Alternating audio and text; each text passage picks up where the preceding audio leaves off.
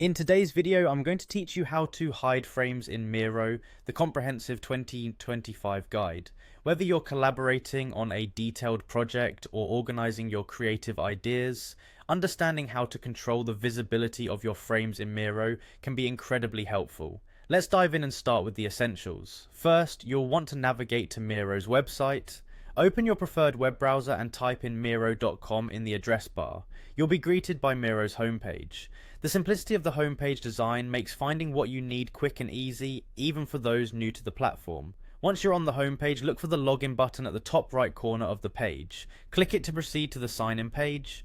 Here you have a couple of options for signing in.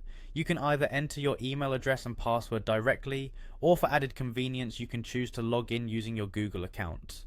This sign-in process is straightforward and saves time, ensuring you're quickly into Miro organizing your boards. If you're going with the email method, after entering your email and password, click on the button that says Continue with Email.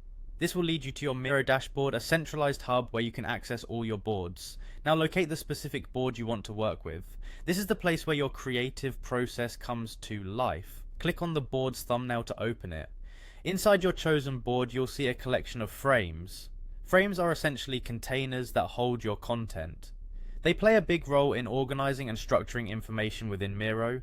Find the frame you're looking to hide. This might be part of an ongoing project or a draft you're not ready to share yet. With your frame selected, direct your attention to the toolbar that appears around it. You'll notice an eye icon. This is your key to controlling visibility.